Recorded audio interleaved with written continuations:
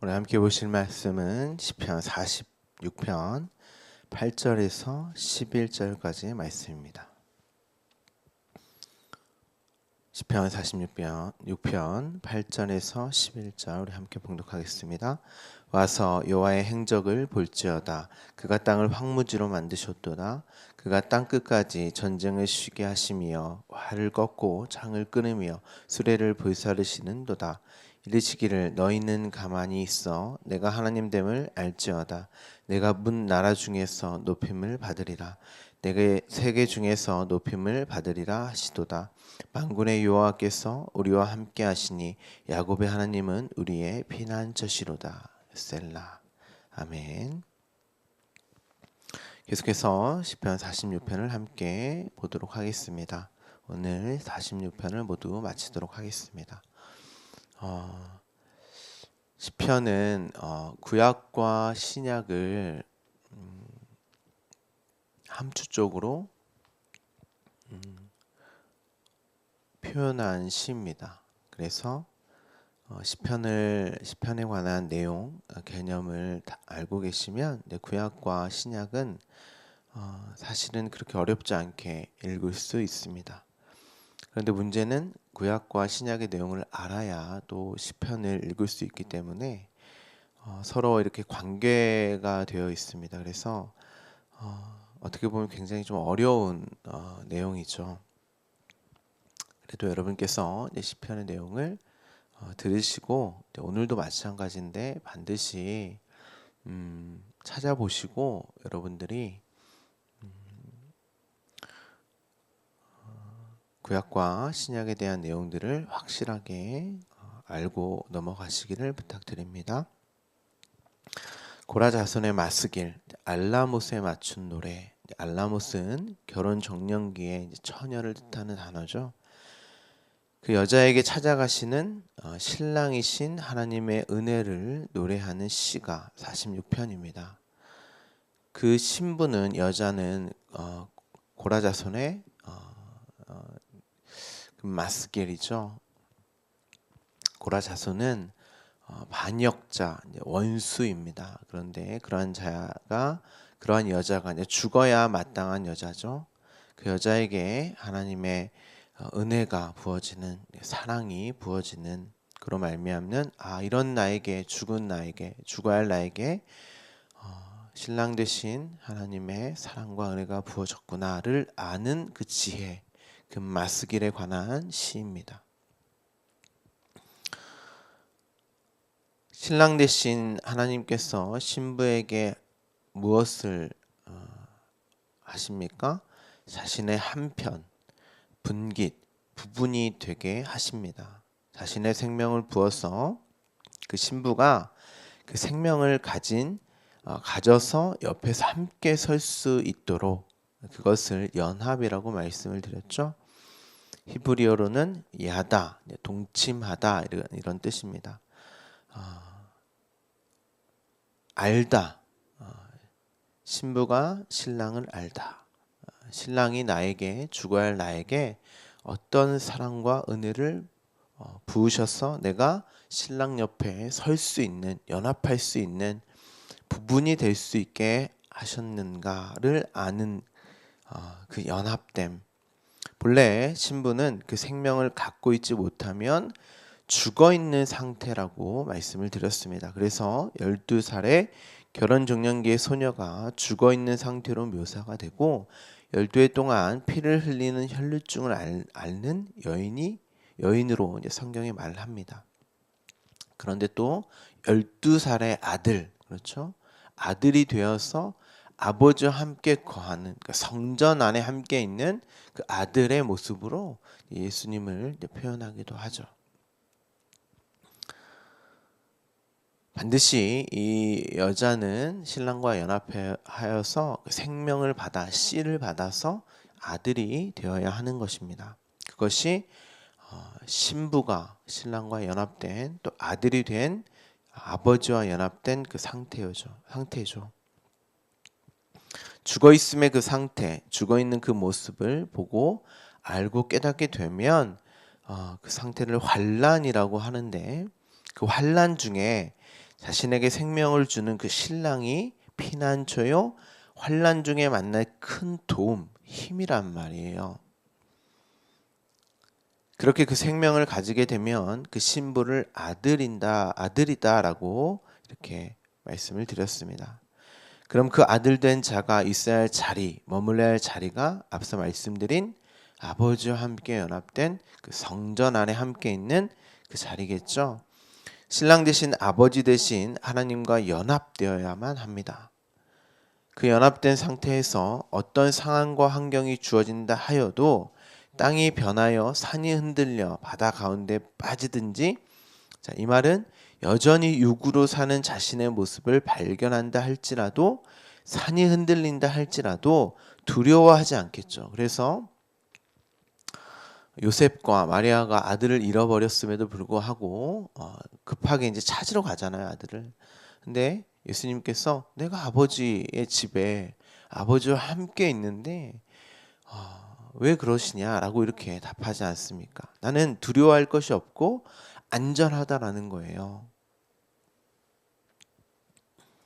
그러한 자신에게 여전히 사랑과 생명을 내어주신 아버지인 하나님이 나를 붙들어 주실 신랑이 있기 때문에 흔들리는 나는 괜찮아 하고 안심할 수 있단 말이에요. 그러니까 나를 근거하여 안심할 수 있는 게 아니라 내가 이렇게 믿어드려야지, 내가 이렇게 열심을 내어야지 하고 나를 근거하여 안심할 수 있는 게 아니라 하나님께 있다는 거예요. 우리는 나의 삶, 인생을 살아가면서 그걸 확인하는 것입니다. 여러분의 열심과 여러분의 어떠함으로 여기서 편안해지고 나를 근거하여서 안심할 수 있는 게 아니에요. 육을 근거하여 안심할 수 있는 존재가 아니란 말이에요, 우리는. 그래서 하나님이 끊임없이 물어보시는 거예요. 그게 시험이라 그랬죠? 무엇을 근거하여 안심할 수 있니? 평안할 수 있니를 묻는단 말이에요.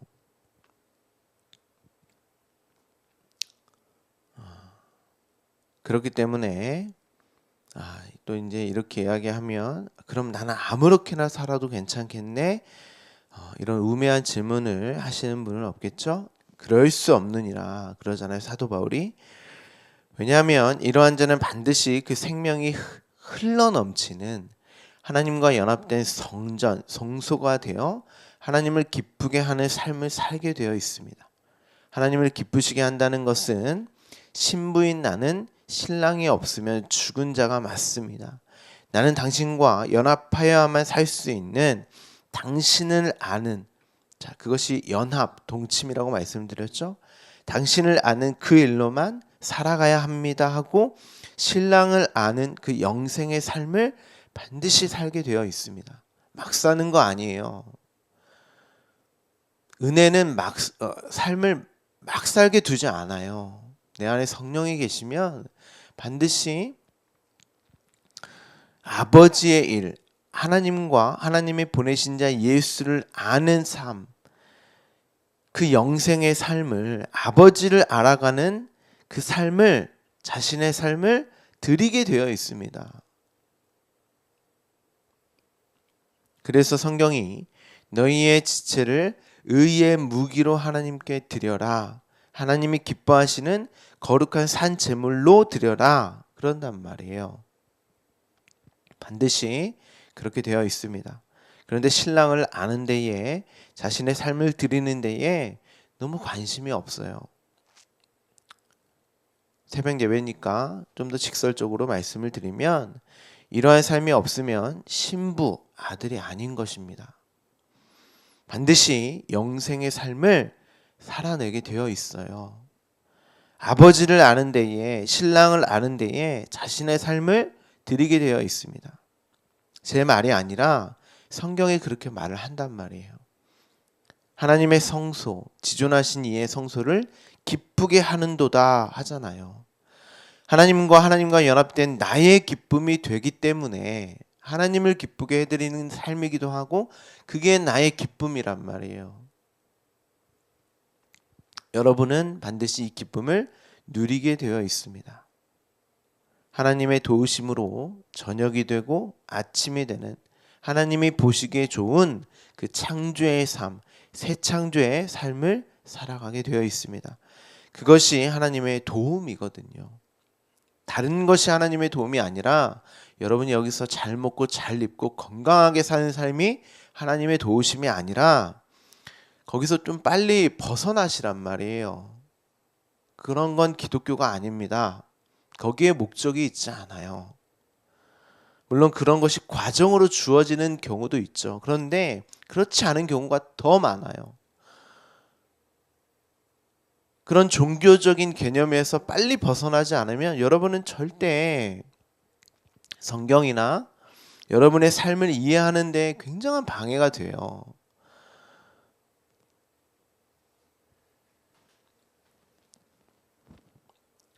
대부분의 기독교에 하나님을 램프의 진이로 생각하고 있는 거죠. 그러면 안 된단 말이에요. 거기에 목적이 있는 것이 아니기 때문에. 성이 흔들리지 않는 것은 여러분이 흔들리지 않고 자기 십자가의 삶을 살아내면서도 그것을 감사하며 찬송의 삶으로 하나님께 드릴 수 있는 것은 하나님을 기뻐하며 나의 삶을 기쁘게 살아낼 수 있는 것은 하나님의 도움이 있기 때문이죠. 그 소리, 이게 포네라고 말씀을 드렸죠. 그 말씀이 주어졌기 때문에 성도는 그 소리를 그냥 에코, 내용 없는 말이 아니라 그 진리의 말씀, 진리의 생명이 담겨져 있는 그 말로 하나님의 도움으로 듣게 되어 있어요. 그리고 하나님이 여러분의 피난처, 도움이라는 사실을 고백하게 되어 있습니다. 여기까지가 지난 시간의 내용을 말씀을 드렸습니다. 오늘 본문을 보시면 와서 여호와의 행적을 볼지어다. 여기서 행적이 하나님의 일입니다. 와서 하나님이 어떠한 일을 하는지 한번 봐. 우리가 이제 주일에는 공중에 나는 저 새를 봐. 잘 분별하고 그 안에 있는 내용으로 좀 봐. 에코로 듣지 말고 폰에 좀 하나님의 말씀, 진리의 말씀으로 좀 봐. 너가 여기까지 하나님과 함께 할 수 있었던 이유가 뭔지 봐. 하나님의 도우심 아니겠니? 자, 어떤 도움입니까? 그가 땅을 황무지로 만드셨다. 자, 우리가 주일에도 함께 나눴는데 기근을, 재앙을 땅에 보내시는 이유가 무엇입니까? 단순히 하나님이 벌을 주셨다로 이해를 하시면 안 된다고 여러 번 말씀을 드렸죠. 하나님이 인간들이 하도 죄를 지어서 그 일로 벌을 주셨다가 아닙니다. 성경은 그런 말을 하고 있지 않아요. 성도에게 있어서는. 그러니까 진리의 내용으로 봐. 하나님의 도우심, 피난처 되신 그 하나님을 보지 못하면 그냥 벌로 생각한단 말이에요. 그거는 성도가 아닌 그 성도에게 들려주는 말씀이 아닌 그냥 에코로 듣는 이들에게는 재앙이고 기근이겠지만 이게 생명으로 보는 이들에게는 재앙이 아니란 말이에요. 벌이 아니란 말이죠. 자, 이런 거예요. 여러분이 돼지 우리에 밥을 주셨다라고 생각해 보세요. 돼지에게 밥을 주고서 돼지들에게 자, 먹지 마라고 했어요. 내가 올 때까지 먹지 않고 기다린다면 내가 상 주고 먹으면 내가 벌을 준다 이렇게 말을 했다고 쳐요. 그럼 돼지가 알겠습니다. 제가 돼지라서 먹는 것을 너무 좋아하지만 주인인 당신이 올 때까지 기다리고 있겠습니다 하는 돼지가 있나요? 없어요. 그건 말이 안 되는 거예요. 그 동물은 그러면 돼지가 아니에요. 그것을 먹을 수밖에 없는 존재란 말이에요. 돼지니까 그건 자연스러운 거예요. 그럼 그 주인은 그 돼지에게 벌을 주면 안 돼요. 그런 주인이 어디 있겠습니까? 마찬가지예요. 제 비유가 좀 적절하지는 않은데 여러분이 알아듣기 좀 쉽게 말씀을 드리는 거예요. 하나님이 우리에게 율법을 주신 것은 하나님화 되어서 그것을 잘 지키면 상 주고 아니면 벌을 주는 기근, 재앙을 주시는 것이 아닙니다. 우리는 하나님이 아니기 때문에 자연스럽게 그 법을 지킬 수가 없어요. 그 일로 하나님이 상 주고 벌을 주는 것이 아니란 말이에요. 목적이 거기 있지 않아요. 우리는 못 지키는 거예요. 하나님이 아니기 때문에. 오늘 본문에 하나님이 땅을 황무지로 만드셨다는 것은 창세기에 보면 아파르, 흙, 하아담하라고 되어 있어요. 땅은. 아담이 처음 인간의 이름이죠. 그러니까 하아담아가 땅으로 번역이 되는데 땅이라고 번역되는 단어가 에레츠라는 단어도 있지만 하아담마라는 단어도 있단 말이에요. 그런데 아담을 인간을 하아담마로 아파르 흙으로 짓는단 말이죠. 우리의 본질, 흙에서 탄생된 나의 본질을 우리가 알 수 있는 수준으로 보여주시기 위해 창조한 땅을 에레츠, 땅이라고 해요. 그러니까 같은 땅인데 땅에서 우리가 나왔는데 우리가 알 수 있는 수준으로 보여주는 땅이 에레츠란 말이에요. 황무지는 생명이 없는 흙의 상태입니다. 본래의 우리의 상태. 자, 이 흙에 생기가 부어져야 하아담, 하벤, 그 사람의 그 아들이 되는 거예요. 인자라고 번역이 되죠. 땅을 황무지로 만드셨다는 것은 와서 봐. 이러한 너의 상태를 좀 봐. 반드시 이 상태를 보여주신단 말이에요. 그래서 창세기의 동상 중앙의 나무에 또한 선악과로 먹게 하시고 죽음을 경험케 하시는 거예요. 죽음이 뭐예요? 육적인 죽음이 아닙니다. 아담과 하와가 안 죽었잖아요. 자신들의 흙의 상태, 본질을 보게 하셨다는 것을 죽음으로 표현하는 거예요. 그건 나쁜 죽음이 아니란 말이에요. 육으로 사는 이에게 너희는 육으로 사는 존재가 아니라 사람이 떡으로 사는 존재가 아니라 하나님의 모든 말씀으로 사는 게 너희의 존재됨이야가 그걸 아는 게 죽음이란 말이에요. 육으로 살 수밖에 없는 나에게 육으로 살지 못하고 육의 것으로 살지 말고 하나님의 말씀으로만 살아야 돼. 그럼 나는 거기서 죽는 거예요. 그걸 아는 나는. 그 죽음이란 말이에요. 나는 하나님의 생명, 하나님의 도우심, 하나님의 피난처로만 살아야 되는 존재구나를 아는 게 그렇게 살아야 존재고 살아있음이구나를 아는 게 죽음이라 그래요. 성경이. 거기서 나는 부정되고 부인되는, 육으로 사는 내가 부정되고 부인되는 거예요. 그게 자기 십자가잖아요. 그런데 그걸 아는 것이 벌이 아니란 말이에요. 그 죽음은. 하나님이 안 먹으면 상 주고 먹으면 벌을 주시기로 했는데 먹어서 죄를 지어서 벌을 주셨다. 그게 죽음이다. 그런데 용서를 해주셔서 구원해 주셨다가 아니란 말이에요. 그들의 상태, 그들의 본질을 보게 하시는 거예요. 그게 하나님의 도우심, 능력이란 말이에요. 그것은 하나님의 말씀이 포내로 들려지지 않으면 절대 나는 내가 흙이요 없음의 상태로 인정하지도 않고 하나님의 생명을 절대적인 생명으로 여기질 않아요. 인간들은. 그것만으로 살지 않단 말이에요. 않는단 말이에요. 육으로 살지. 절대 자기 부정과 부인을 할 수 있는 존재는 이 땅에 그 어떤 이도 할 수 없는 거예요. 어느 인간도 자신의 죽은 흙, 없음, 티끌이라 인정하지 않습니다.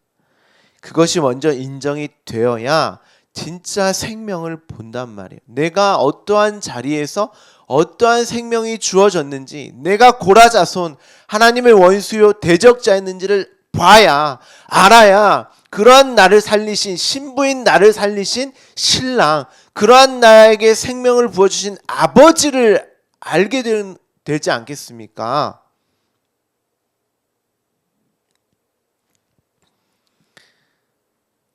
그것이 먼저 인정되어야 진짜 생명을 본단 말이에요. 진짜 신랑을, 아버지를 안단 말이에요. 진짜 생명이 주어진 자만 인정하게 되어 있어요. 그래서 성도에게 있어서 환난, 재앙은 복인 거예요. 형통인 것입니다. 여러분이 이러함을 기독교로 보지 못하면, 알지 못하면 그냥 나의 육의 도움의 정도로 기독교를 안단 말이에요. 거기서 빨리 벗어나셔야 돼요. 아니면 평생을 노래하는 것이 아니라 불평과 불만으로 가득 차게 되어 있어요. 거기서 벗어나지 못하면 여러분은 삶의 노래를 하지를 못해요.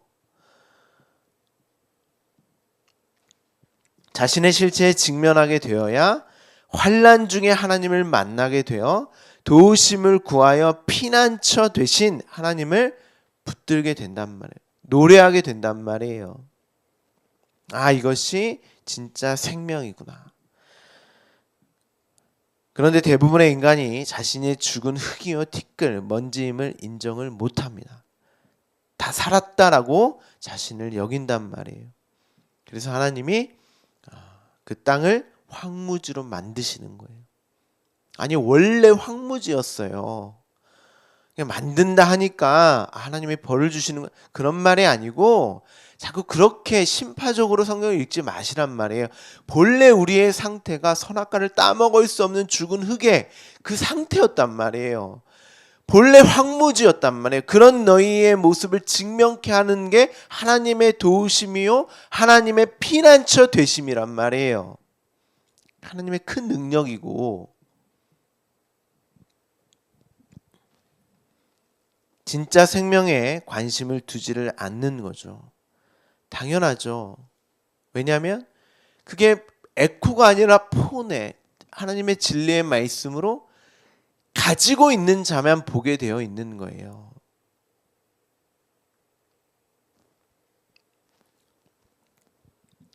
자신이 죽어 있는 자라는 인식 자체가 없기 때문에 보지를 못하는 것입니다.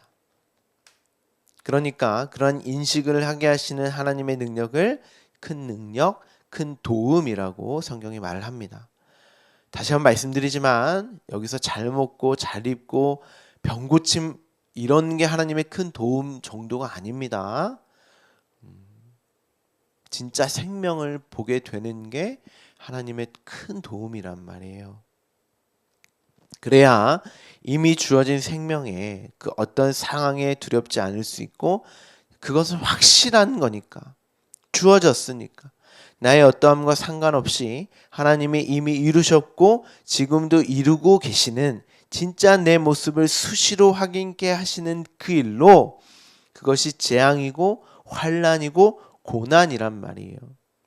그래서 내가 흔들려도 바다에 빠져도 괜찮아 라고 여길 수 있는 것입니다. 그 생명이 내게 있기 때문에, 주님이 나의 피난처이기 때문에, 그리고 앞으로도 어떠한 상황 속에서도 나를 붙드실 것을 내가 알고 있기 때문에. 성도는 불평과 불만만 내어놓지 않아요. 물론 육을 입고 있기 때문에 그럴 수 있어요. 하지만 반드시 나를 붙드시는 하나님을 노래하게 되어 있습니다. 또한 그런 삶을 어떻게 표현한다고 그랬죠? 전쟁이라고 했죠. 어떤 전쟁입니까? 내가 살아있다고 여기며 그 살아있음을 위해 사는 나와의 전쟁. 그 전쟁을 이제 쉴 수 있죠. 점점 그 신랑과 하나님을 알아감에 있어서 나는 점점 쉼을 갖게 된단 말이에요. 강팍해지고 완악해지지 않아요. 여러분이 여전히 바로와 같이 애굽의 이스라엘과 같다면 여러분은 아닐 수도 있어요. 신부가 아들이 아닐 수도 있단 말이에요. 예수님은 수고하고 무거운 짐진 자들아 다 내게로 와 라고 말씀을 하십니다. 자신이 멍에를 맨다고 하죠. 멍에는 자기 십자가, 그 십자가로 말미암는 자기 부인과 부정됨을 말합니다. 나에게 생명이 주어졌기 때문에 나는 그러함에도 안전하다. 나는 없음이요 티끌 죽어야 마땅하는 반역자의 원수임에도 신랑 되시는 하나님이 나를 붙들고 있기 때문에 나는 안전해가 여기서 생명을 보는 부정과 부인되는 자기 십자가를 지고 가는 자들의 삶의 노래란 말이에요. 내가 스스로 살아있음을 증명하지 않아도 되고 그러한 것들을 붙들고 살지 않아도 되는 수고하고 무거운 짐을 내려놓고 쉼을 쉴 수 있는 거죠. 그러한 나와 전쟁하지 않아도 되는 거죠. 물론 수시로 그러한 전쟁에 돌입하게 되고 치열하게 됩니다. 그런데 말씀만으로 내가 서게 될 때, 무장되어질 때 쉴 수 있게 되는 것입니다. 그래서 전신갑주, 하나님이 준비하신 그 예복을 입어라, 너의 삶을 드려라 라고 죽기까지 힘써 경주해라, 달려라 그런단 말이에요, 사도 바울이. 그래야 삶의 노래를 하나님께 드릴 수 있기 때문에 열심을 내어라 그런 말이 아니에요. 진짜 쉼이 주어지기 때문에. 저도 마찬가지입니다. 여러분이 말씀을 많이 듣고 보고 깨닫고 나누실 때마다 그 시간이 쉼이 되셔야 하고 삶에서 유일하게 그 시간을 통한 평강과 희락의 시간이 되기 때문에 말씀을 읽자, 말씀을 듣자, 말씀을 나누자 강조를 하는 것입니다. 오늘 본문에 활을 꺾고 이렇게 되어 있죠. 활은 언약입니다.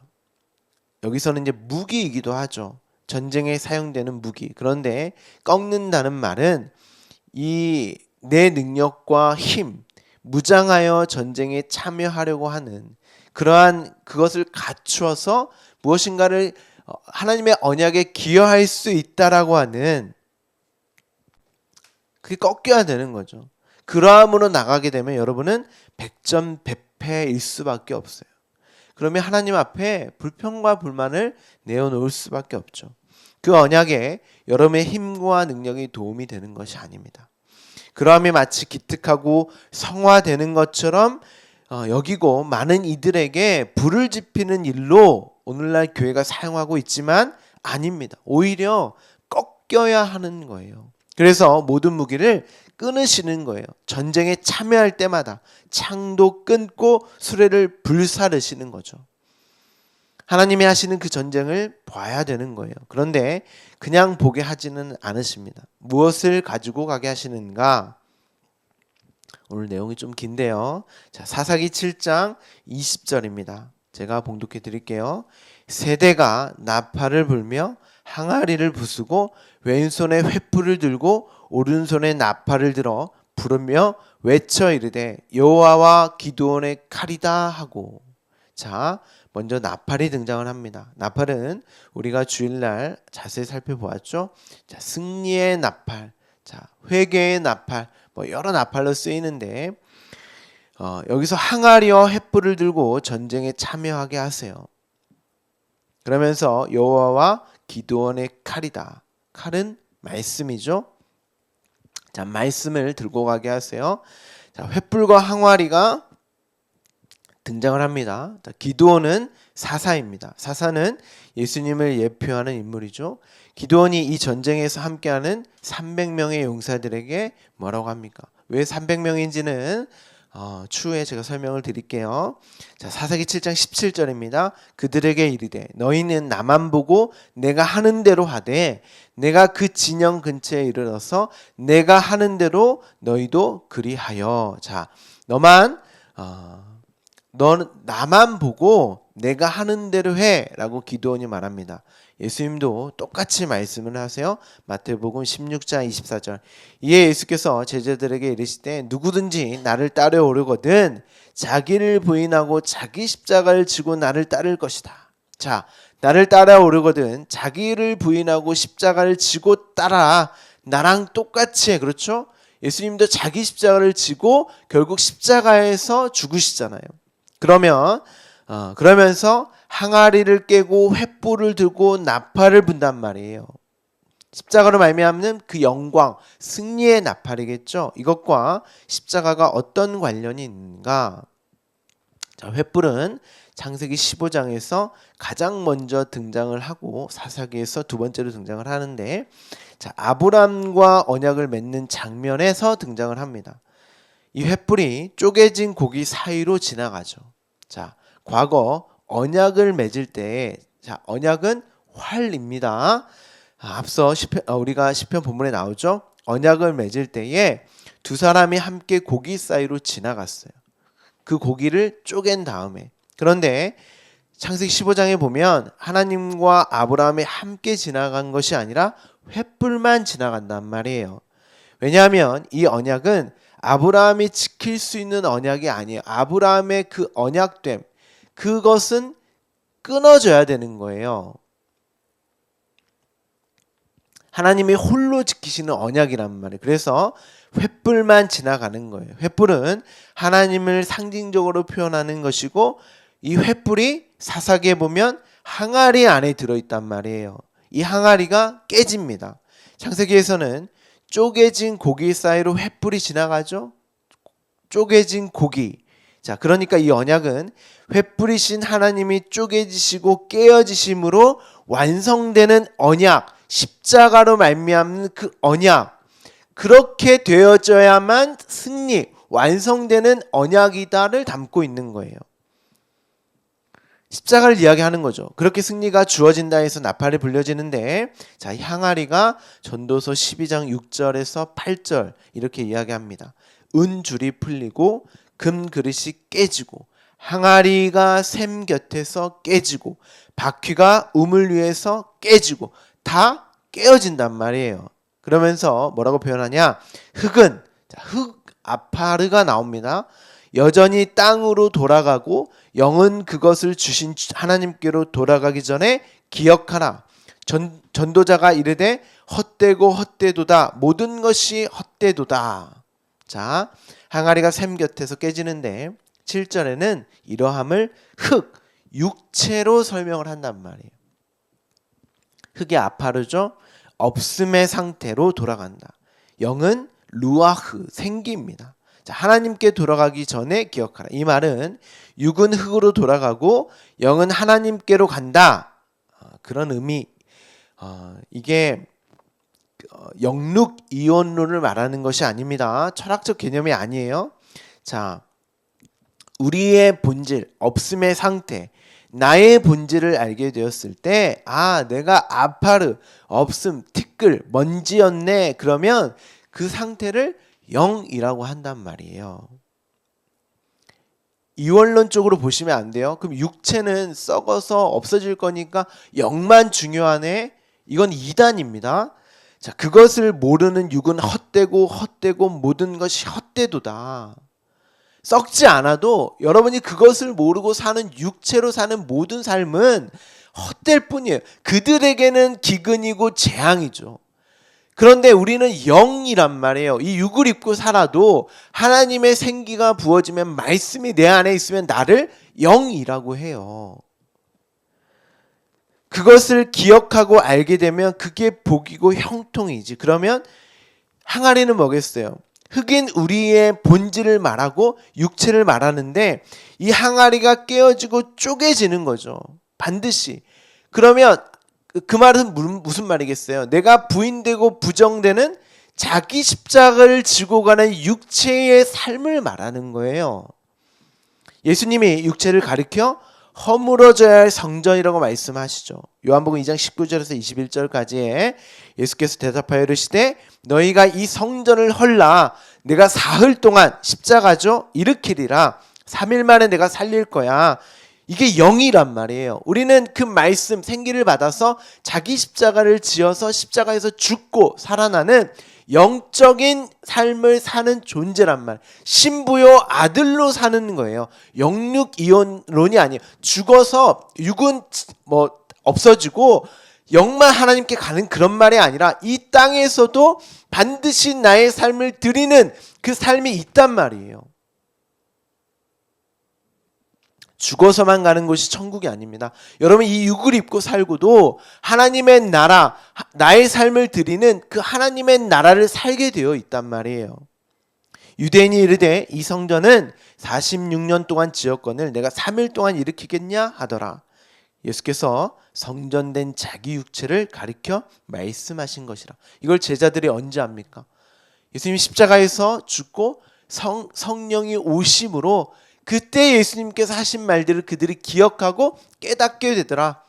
우리는 이 영이 있단 말이에요. 말씀, 폰의 진리의 말씀을 듣는 이들은 이 진리의 말씀으로 헐라, 깨다, 부수다, 항아리를 깨고 쪼개지는 그 십자가로 말미암아 나는 내 힘과 능력으로 에너지 삼아 사는 그 육체로 사는 존재가 아니라 십자가에서 죽고 살아나는 그 하나님의 영, 생기로 사는 존재이구나. 복음을 말하는 거예요. 시편은. 예수님은 그 일을 너희도 똑같이 나와 동일하게 경험하게 될 거야. 사사기 기도원도 마찬가지입니다. 300용사 적은 숫자로 이겨냈다. 이게 하나님의 능력, 그게 아니라 그것이 땅의 황무지, 아파르, 없음의 상태, 죽어있는 나를 보게 되는 자기 부인과 부정됨의 모습을 말하는 거예요. 그걸 쉼이라고 한단 말이에요. 성경은 내 힘과 능력, 창과 수리가 끊어지고 불살라지는 것. 그런데 우리는 역사 속에서 이러한 일을 경험할 때마다 재앙과 고난과 고통으로 감지하기 때문에 힘이 듭니다. 하지만 성도는 그것을 나의 도우심, 피난처로 인식을 한단 말이에요. 진리의 말씀이 있기 때문에 쉼이 주어지는 삶을 살게 되어 있습니다. 그걸 연습하셔야 돼요. 그걸 연습을 하셔야 이 말씀으로 사는 삶을 내가 귀로 눈으로 보고 말씀을 읽고 내 안에 주어진 말씀을 깨닫는 삶이 나의 삶 속에 사는 연습이 되어져야 진짜 하나님 나라를 사는 삶을 살아내셔야 여러분이 진짜 하나님 나라가 육을 벗고 하나님 나라에 갈 때 거기서 노래를 하실 수 있는 거예요. 진짜 찬송의 삶을 살 수 있게 되는 것입니다. 그런데 이런 내용을 누가 기독교로 믿겠습니까? 복음으로 여기겠습니까? 자신의 힘과 능력을 믿지, 살아있다 하는 육체를 믿지. 너희는 가만히 있어. 육체는 가만히 있어. 내가 자기 십자가를 지는 삶으로 띠띠워서 가게 할 거야. 내가 하나님됨을, 하나님의 도우심, 피난처, 힘됨을 알게 할 거야. 내 섬김을 받아서 생명을 갖게 해서 원수요 대적자인 너희를 신부 삼아 아들 삼을 거야. 그러면 너희로 그 일을 행한 내가 가장 높임을 받는 하나님이잖아. 너희가 나를 우리와 함께 하시는 하나님, 도움이시오 피난처로 찬송하게 할 거야. 나를 하나님으로 대접해 줄 거니까. 하나님은 여러분으로 그런 찬송을 받고 싶으신 거예요. 그래서 우리를 창조하시며 우리의 창조 목적을 하나님을 찬송하는 자라고 말을 하는 것입니다. 성경이. 여러분은 이런 찬송을 하고 계십니까? 정말 여러분의 삶을 하나님께 드리고 계십니까? 매일 주어진 삶 속에서 하나님의 말씀을 듣고 보고 깨닫고 여러분의 삶이 찬송으로 드려지고 계십니까? 우리 주말씀교회 모든 성도가 오늘의 삶을 하나님께 드리며 찬송을 하는 분들이 되기를 간절히 소망합니다. 알라못, 여러분은 신부입니다. 그러한 노래가 되기를, 여러분의 삶이 되기를, 오늘 매 순간이 되어지기를 간절히 소망합니다. 기도하겠습니다.